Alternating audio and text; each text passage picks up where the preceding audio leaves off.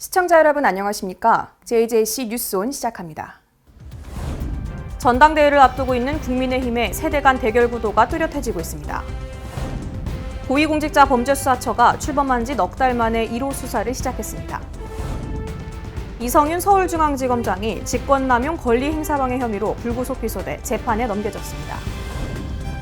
문재인 대통령이 취임 4주년 연설에서 부동산 부분만큼은 정부가 할 말이 없는 상황이 됐다고 말했습니다. 안양 택시기사 폭행 가해자를 강력 처벌해달라는 국민청원이 올라왔습니다. 국회 소식입니다. 전당대회를 약 한 달 앞두고 있는 국민의힘이 세대 간 대결 구도가 뚜렷해지고 있습니다. 전당대회를 앞두고 있는 국민의힘에서 출사표를 던진 주호영, 이준석 후보 간의 세대 갈등이 불거지고 있습니다. 오선 국회의원 주호영 후보의 경험이 없다는 지적에 아직 당선된 적 없는 이준석 후보는 비전이 있다고 맞서며 갈등을 벌이고 있습니다. 에베레스트를 원정하려면 동네 뒷산만 다녀서는 안 되고 대선이라는 이 큰 전쟁을 직접 경험해보지 않은 채 그냥 포부만 가지고 하겠다는 것은 경험이나 이런 걸 언급하기보다는 비전을 갖고 승부해야 되는 거 아니냐. 뭐 에베레스트니 뭐니 이런 거는 정치적인 문법에 따라서 그냥 그 아저씨들이 하는 얘기고. 주호영 후보는 동네 뒷산을 언급하며 초선 의원인 김웅 후보와 이준석 후보의 경험 부족을 꼬집었습니다. 이에 반박하듯 이준석 후보는 SNS를 통해 803만 5번 오른 분이라고 받아쳤습니다. 국민의힘 표 바친 대구에서 5번이 당선된 것이 제대로 된 경험이냐며 비꼬았습니다.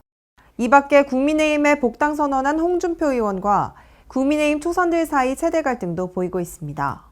홍준표 의원은 자신의 복당에 반대한 김웅 의원을 SNS를 통해 철부지가 날뛴다, 선후배가 없다, 정계 입문 1년밖에 안 된 분, 일찍 핀 꽃이 시든다, 논리적이라기보단 내가 나이가 많다, 내가 선배다라는 글을 남겼습니다.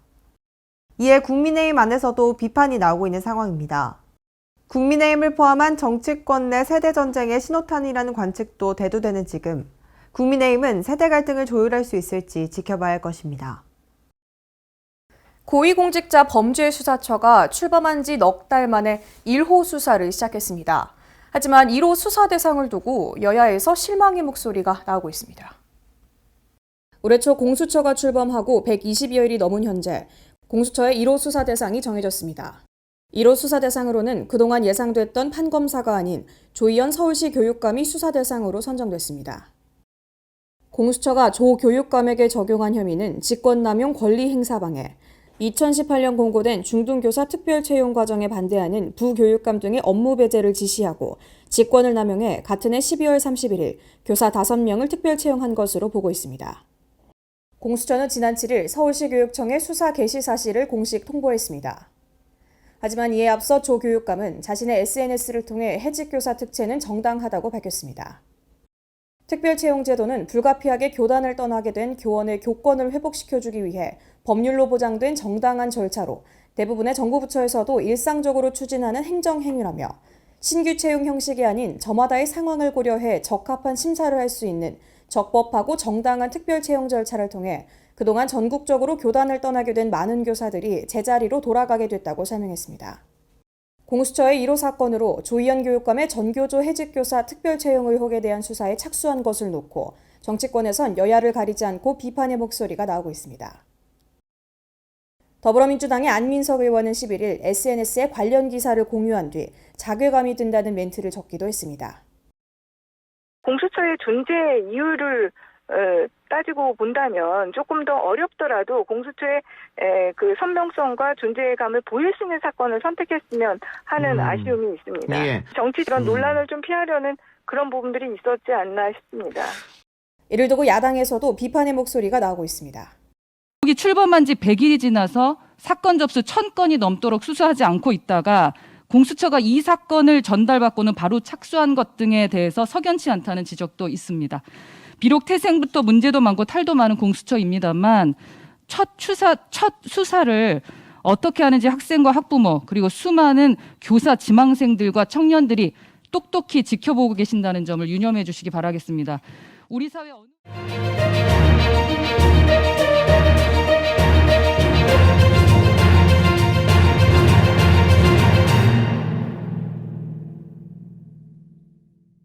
문재인 대통령이 취임 4주년 연설에서 부동산 부분만큼은 정부가 할 말이 없는 상황이 됐다고 말했습니다. 이 부동산 정책은 지난 4년간 줄곧 삐걱거렸고 결국 4.7 재보궐선거에서 참패의 가장 큰 원인이 됐는데 정신이 번쩍 들 만한 심판을 받았다고 정책 실패를 인정한 겁니다. 국민들의 지탄을 깊이 받아들여 거듭 자성의 의지를 밝힌 것으로 보이는 가운데 이에 대한 앵커 브리핑 시작합니다. 먼저 A일보는 문 대통령은 이제 남은 1년간의 마무리를 위해 국정 아젠다에 우선순위를 매기고 선택과 집중으로 국정 운영의 묘를 살려야 한다고 말했습니다. 실점을 최소화하면서 역점 국정과제에 확실한 성과를 내야 할 때라면서 실패를 인정하고 쇄신한 정책에 매진할 때 유종의 미를 거둘 수 있다는 의견도 전했습니다. 이어서 B일보는 이제 민심을 확인했다면 잘못된 정책을 수정하고 해결책을 찾아가는 게 순리지만 그것이 시장에 잘못된 신호를 주고 집값을 다시 부추기는 결과로 이어져선 곤란하다고 말했습니다. 또한 청년들의 결혼과 출산의 최대 걸림돌이 집값인 만큼 부동산 가격 안정의 중요성은 아무리 강조해도 지나치지 않다는 말도 덧붙였습니다. 마지막으로 C일보는 부동산 문제는 남은 임기 내내 이슈가 될 거라며 늦었지만 정책 기조와 방향을 전환할 시간은 남아있다고 말했습니다. 무엇보다도 무주택자들이 실감할 수 있도록 좋은 곳에 많은 물량을 빨리 공급하는 정책이 필요하다면서 이 입지, 물량, 속도, 3박자를 갖추는 정책으로 선회해야 함을 강조했습니다. 문 정부는 남은 임기 동안 국정 과제들에 대해 선택과 집중을 통해 그동안의 벌점을 만회하는 데 초점을 맞출 필요가 있어 보입니다. 특히 내년 3월 대선을 앞두고 대선 국면을 공정하게 관리하는 것 또한 중대한 과제일 텐데요. 초심으로 돌아가 역점 국정과제에 모든 역량을 집중하는 모습을 보여줘야 할 겁니다. 네, 이성윤 서울중앙지검장이 직권남용 권리행사방해 혐의로 불구속 기소돼 재판에 넘겨졌습니다. 현직 서울중앙지검장이 형사사건의 피고인으로 재판을 받게 된 건 이 지검장이 처음입니다. 이에 A일보는 지검장이 연루된 사건은 양면성이 있다고 말했습니다. 이 사건 분류인 김 전 차관의 성접대 의혹건을 제대로 수사하지 않은 검찰이 김 전 차관의 도피성 출국을 막은 법무부 관계자 등을 처벌하겠다고 나선 건 분명히 정의롭지 못하다고 강조했습니다. 그러나 범죄자 출국 금지는 합법적으로 이뤄져야 한다며 검찰 고위 간부가 수사팀에 부당한 압력을 행사했다면 그 책임도 물어야 한다고 말했습니다. B일보는 이 지검장은 송구스럽다면서도 사퇴 의사는 밝히지 않고 있다며 현직을 유지하면서 재판을 통해 무죄를 밝히고 명예를 회복하겠다는 생각인 것 같은데 상식적으로 납득하기 어렵다고 비판했습니다. 마지막으로 C일보는 의혹이 불거진 이후 수사 진행 과정에서 이 지검장이 보여온 행태는 더 가관이라며 이제 이 지검장은 스스로 거취를 정리해야 한다고 말했습니다. 많은 언론사에서 이번 사건을 김학의 출국 금지라는 주제로 앞다투고 있습니다. 하지만 이 사건의 본질은 김학의 성접대 의혹건입니다. 늦었지만 지금이라도 제대로 된 수사를 위해 절대적 정의가 바로 서야 할 겁니다. 이어서 지난 7일 청와대 국민청원 게시판에는 안양 택시기사 폭행 가해자를 강력 처벌해달라는 제목의 청원글이 올라왔습니다. 작성자는 가해자는 안양 택시기사님이 마스크 미착용으로 인해 승차 거부를 했다는 이유로 기사님이 기절할 때까지 얼굴을 때리는 행위를 반복했다며 저희의 부모님 같은 택시기사님이 부당한 이유로 심한 폭력을 당했고 똑같은 피해자들이 생기지 않도록 강력한 처벌과 합당한 법이 만들어져야 한다고 호소했습니다. 이어 현행법상으로는 가해자는 벌금형으로 끝날 수도 있다며 이런 부당한 폭력이 절대 가벼운 일이 아닌 걸 국민 모두가 인지하고 또 가해자가 무거운 벌을 받고 반성할 수 있도록 강력한 처벌을 부탁드린다며 청원을 마무리했습니다. 해당 청원에는 17일 오후 1시를 기준으로 약 23만 명이 동의했습니다. 이어서 수도권 소식입니다. 강북구가 개정된 도로교통법 시행에 따라 지역 내 어린이 보호구역 41곳에 불법으로 주정차한 차량의 과태료를 상향합니다. 이에 따라 승용차는 기존의 8만 원에서 12만 원으로 승합차는 9만 원에서 13만 원으로 각각 4만 원씩 늘어나게 됩니다. 강북구가 초등학교나 유치원 주변 등 어린이 보호구역 내에 불법으로 주정차한 차량에 대해 과태료를 상향 부과합니다. 이번 조치는 지난 5월 11일부터 개정돼 시행되고 있는 도로교통법 시행령에 따른 것입니다. 강북구 지역 내 어린이 보호구역 41곳에 불법으로 주정차할 경우 4톤 이하 화물차와 일반 승용차는 12만 원의 과태료가 부과됩니다. 이와 함께 승합차와 5톤을 초과하는 화물차의 과태료는 13만 원으로 조정됩니다. 앞서 상향되기 전에 주정차 위반 과태료는 승용차의 경우 8만 원, 승합차는 9만 원으로 책정됐습니다. 이 외에도 강북구는 불법 주정차로 인한 어린이 교통사고를 예방하기 위해 학교 주변을 중심으로 점검 활동을 강화했습니다. 또 안전한 보행 환경과 올바른 주차 문화가 정착될 수 있도록 CCTV를 활용한 무인 단속과 24시간 현장 단속반 운영, 스마트 앱을 활용한 주민 신고제 등 다양한 교통정책을 내실 있게 추진하겠다고 전했습니다. 코로나19의 장기화로 취업 시장도 큰 타격을 입었습니다. 이에 마포구는 지역 청년들에게 미취업 청년 취업 장려금을 지원합니다. 마포구가 5월 10일부터 6월 30일까지 코로나19 장기화로 구직 활동에 어려움을 겪고 있는 청년들에게 미취업 청년 취업 장려금을 지원합니다. 신청 대상은 주민등록상 마포구에 거주지를 두고 있는 만 19세에서 34세 청년으로 최종 학력 이후 2년이 경과하지 않은 미취업자입니다.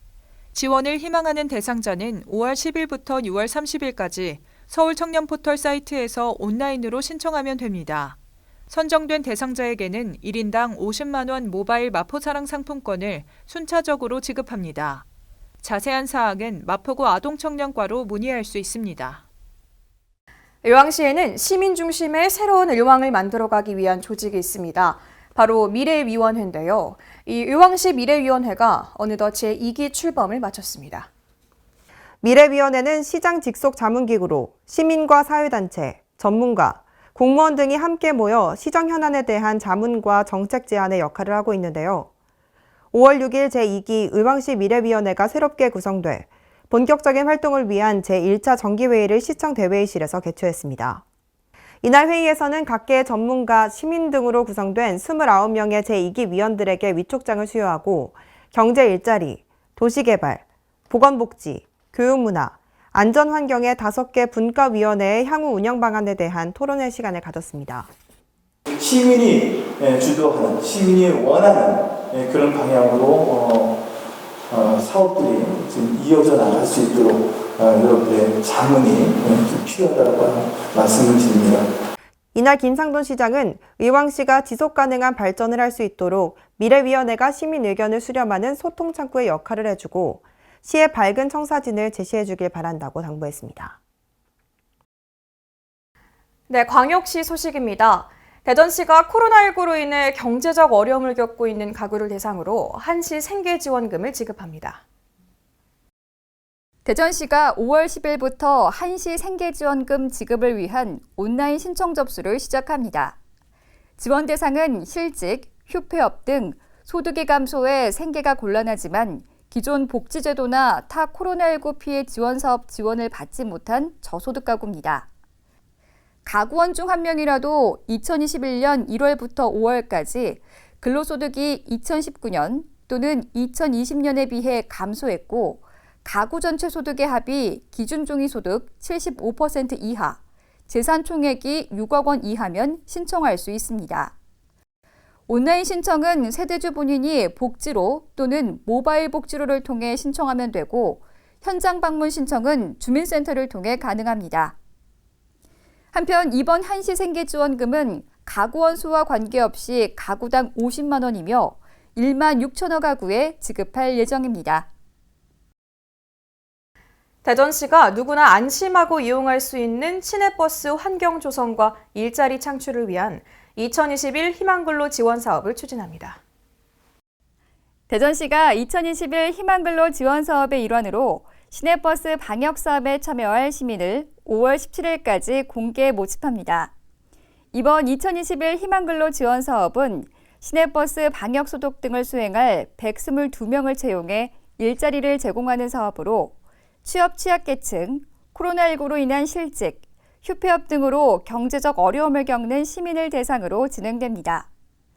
또한 선발된 122명은 시내버스 기점지 19개소에 배치돼 6월 1일부터 9월 말까지 4개월 동안 방역사업, 방역지원 업무에 참여하게 됩니다.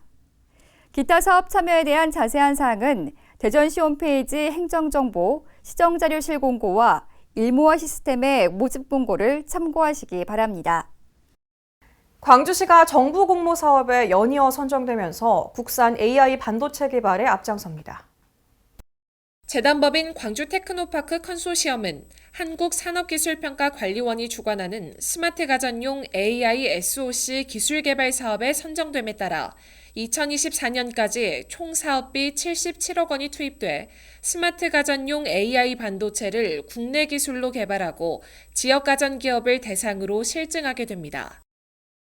아울러 광주 지역 기관과 전문 기업이 참여한 NH 컨소시엄이 AI 반도체 실증 지원 사업에 선정됐으며 국비 22억 원을 지원받아 대규모 연산을 초고속 저전력으로 실행하는 AI 반도체 산업 육성에 힘쓰게 됩니다. 반도체가 굉장히 수요도 부족하고 기술 개발에 또 굉장히 많이 필요한 부분이라 광주가 AI를 하게 됨으로써 반도체도 반드시 해야 되는 부분이라고 저희들은 판단을 하고 있고요. 지역의 가정이라든지 업체들에게 필요한 반도체를 공급을 하기 위해서 이번 공모 사업에 참여하게 되었습니다. 앞으로 광주시는 광주에 구축 예정인 국가인공지능 데이터센터와 연계해 국산 AI 반도체 원천 기술 확보와 관련 기술 확산 등을 위해 노력할 계획입니다. 다음은 강원도 소식입니다. 평창군은 자원봉사센터가 주관하는 노블레스 오블리주 이음 행사인 먼저 인사하기 캠페인에 동참했습니다. 먼저 인사하기 캠페인은 평창군 자원봉사센터가 평창군 실버봉사단과 함께 운영하는 사업으로 건강한 지역사회 문화를 위해 솔선수범하는 어르신들의 활동을 통해 3, 4일 양일간 관내 읍면 등굣길과 출근길에 활기를 더했습니다. 평창군 기관 사회단체장 10여 명은 평창읍에서 개최되는 행사에서 노블레스 오블리주의 정신으로 지역문화 쇄신과 코로나19 장기화로 위축된 사회 분위기 전환에 앞장서 캠페인의 효과를 극대화할 것으로 기대하고 있습니다. 평창군은 이번 캠페인이 평창군민이 밝은 미소로 인사하고 힘든 시기 서로에게 힘이 되는 말을 전하는 계기가 되길 바란다며 평창군은 코로나19로 지친 국민의 심신을 위로하고 안전하고 평화로운 평창을 만들어가는데 최선의 노력을 이어가겠다고 전했습니다. 횡성군이 공약사업 및 군민제안 이행 성과보고회를 개최했습니다. 지난 6일 횡성군청에서는 장신상 군정 1년을 돌아보는 의미로 공약사업 및 군민제안 이행 성과보고회가 열렸습니다. 군은 이날 100건의 공약사업 추진 현황과 153건의 군민제안 처리 결과 등을 보고 및 점검하였으며 문제점 및 향후 추진 계획을 종합적으로 살폈습니다. 네, 충청도 소식입니다. 충청권 광역철도 청주도심 통과를 촉구하는 지역사회 목소리가 갈수록 커지고 있습니다. 도내 정치권을 비롯해 교육계에서도 목소리에 힘을 실었습니다. 제4차 국가철도 계획에 충청권 광역철도 청주 도심 통과 반영을 요구하는 지역사회 목소리가 커지고 있습니다. 이시종 충북지사는 지난 10일 기획재정부 예산실장과 2차관을 만나 청주 도심 통과 충청권 광역철도의 필요성을 재차 강조했습니다. 충청북도는 이 자리에서 충청권 메가시티 완성과 85만 청주 시민의 교통권 부여 등을 위해 청주 도심 통과가 반드시 필요하다고 설명했습니다. 그러면서 사업비 1조 4천억 원 증액 편성을 요구했습니다. 정치권도 빠르게 움직이고 있습니다. 충북 청주지역 국회의원들은 손영길 더불어민주당 대표를 만나 청주도심 통과 광역철도 노선이 제4차 국가철도망 구축 계획에 반영될 수 있도록 지원을 요청했습니다. 시민단체 등으로 구성된 청주도심 통과 충청권 광역철도 쟁취 범시민 비상대책위원회도 지난 10일 오전 정부 세종청사 앞에서 기자회견을 개최했습니다. 비대위는 회견문을 통해 청주도심 통과 철도망은 충청권 메가시티 구축과 행정수도 완성을 위해 반드시 필요하다고 강조했습니다. 또한 비대위는 최충진 청주시 의장을 시작으로 청주 도심 통과 충청권 광역철도 반영 때까지 1인 시위를 진행하기로 했습니다. 충북대 명예교수 외에도 충청권 광역철도 청주도심 통과를 촉구하는 걸기대회를 열고 지역사회 목소리에 힘을 실었습니다. 또한 청주 도심 통과 국가철도망 반영을 위한 국민청원도 진행되고 있습니다. 보령시와 태안군이 국도 77호 연결을 계기로 공간적 만남을 넘어 정책적인 협력을 통해 서해안 해안 관광벨트 조성에 힘을 모으기로 했습니다. 지난 12일 보령시청 중회의실에서 김동일 시장과 가세로 태안군수 등이 참석한 가운데 보령시 태안군 공동협력 협약식이 개최됐는데요.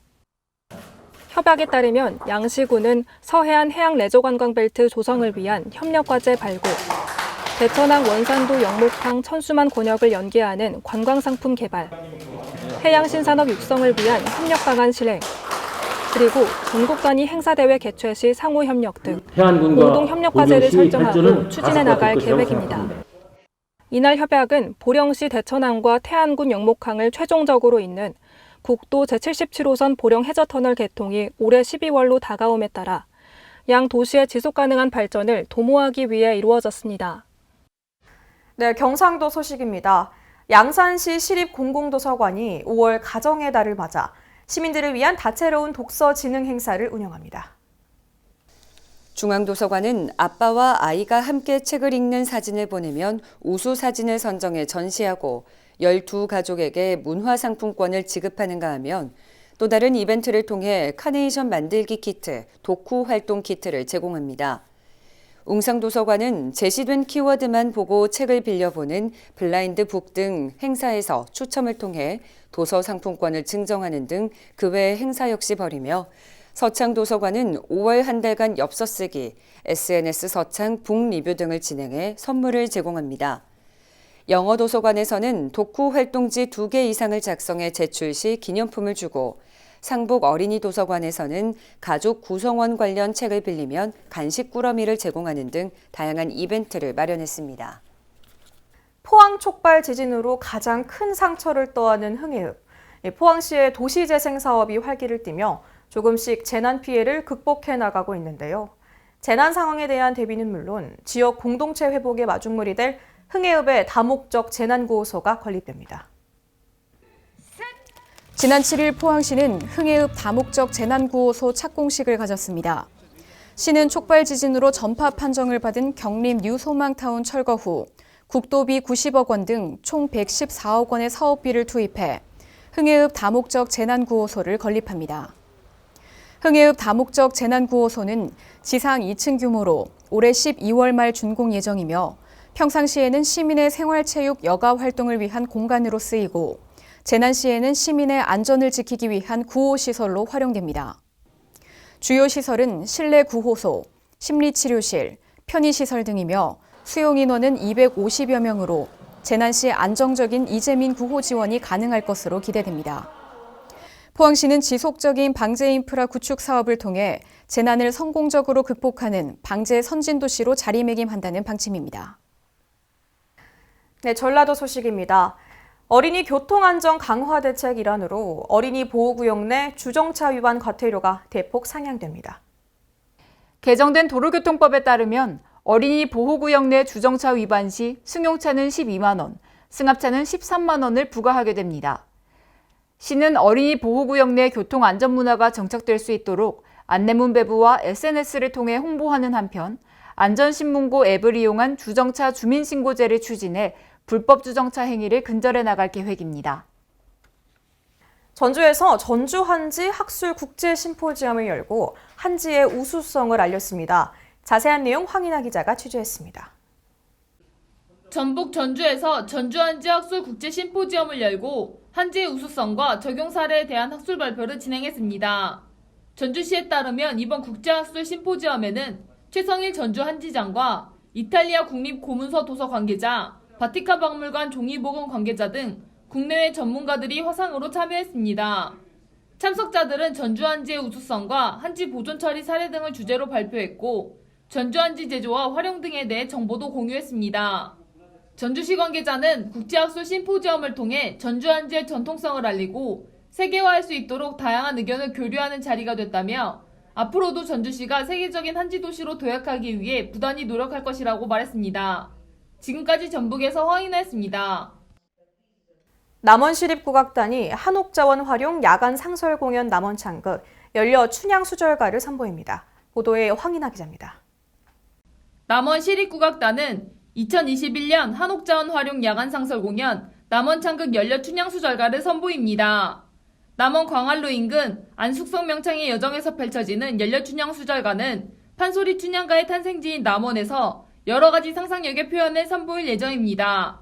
한옥자원 활용 야간 상설 공연은 지역의 수려한 한옥경관을 활용해 펼쳐지는 공연으로 지역의 이야기를 창작 창극으로 제작한 바 있습니다.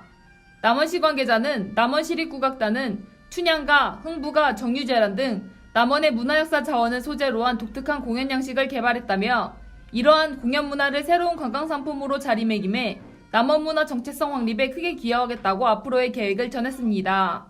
지금까지 전북에서 황인아였습니다. 진안군이 2021년 인구감소 지역 통합지원사업 공모에 선정돼 지역 인구감소 위기 대응에 앞장설 것으로 기대됩니다. 황인아 기자가 보도합니다.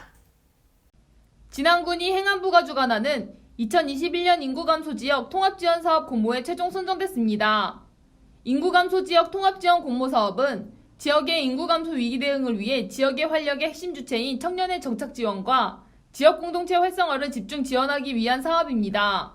군은 앞으로 마을 만들기 지원센터 부지에 귀농귀촌 청년 쉐어하우스, 창업 보육센터 등으로 구성된 센터를 건립할 예정입니다. 전춘성 진안군수는 지역의 인구 활력을 높이고 인구 감소와 저출산 문제를 극복하기 위해서는 결국 청년이 답이다라며 반드시 청년을 지키고 청년이 돌아오는 진안군으로 만들겠다고 말했습니다. 지금까지 전북에서 황인아였습니다. 이어서 사건 사고 소식입니다. 용인시 처인구의 한 공장에서 화재가 발생했는데 다행히 큰 피해 없이 자체 진화가 완료됐습니다. 지난 14일 용인시 처인구 양지면에 위치한 공장에서 화재가 발생했습니다. 최초 신고자는 공장 지붕 위에 검은 연기 발견 후 소화기를 찾는 소리를 듣고 신고했다고 진술했으며 신고 접수 후 14분 만에 자체 진화가 완료됐습니다. 화재 진압을 위해 소방 인력 53명과 장비 21대가 동원됐으며 정확한 화재 원인은 조사 중입니다. 포천시에 위치한 채석장에서 사람이 기계에 끼이는 사고가 발생했습니다. 지난 12일 경기도 포천시 영북면에 위치한 채석장에서 기계 끼임 사고가 발생했습니다. 석장에서 유압으로 작동하는 채석기계 고장으로 수리를 위해 기계 하부에서 작업 중이던 인부 2명이 기계에 깔렸습니다. 구조를 위해 인력 33명과 장비 12대가 동원됐지만 해당 인부 2명은 사망했습니다. 수원시 권선구의 한 빌딩에서 하수구 폭발 화재가 발생했습니다. 지난 11일 수원시 권선구에 위치한 빌딩 부진에 하수구에서 폭발 화재가 발생했습니다. 신고자는 화재 발생 건물 앞 건물에서 폭발음이 들려 밖으로 나와보니 건물 앞에 한 사람이 쓰러져 있어 119에 신고했다고 진술했으며 이후 선착대 현장 도착해 확인한 바 자연 소화 및 안전 조치를 실시했습니다. 현장 조사한 바 건물 외부 하수구 맨홀에서 발생한 화재로 CCTV 확인 결과 맨홀 안에 연막 소독기를 넣고 작업 중 폭발로 화염이 발생하며 맨홀이 튀어오른 것으로 확인됐습니다.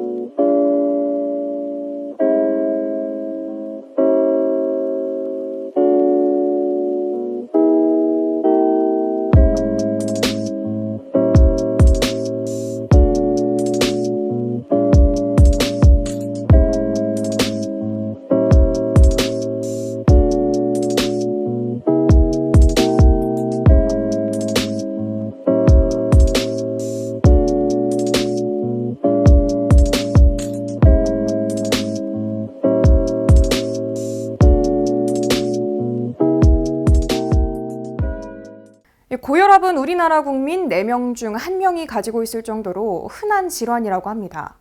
고혈압은 어느 날 갑자기 심각한 합병증을 일으킬 수 있기 때문에 이 꾸준한 혈압 관리가 필요한데요. 기름진 식사나 흡연을 삼가고 꾸준히 근력을 키우는 운동은 고혈압 발병률을 줄일 수 있다고 합니다. 이상 뉴스 마칩니다. 시청해주신 여러분 고맙습니다.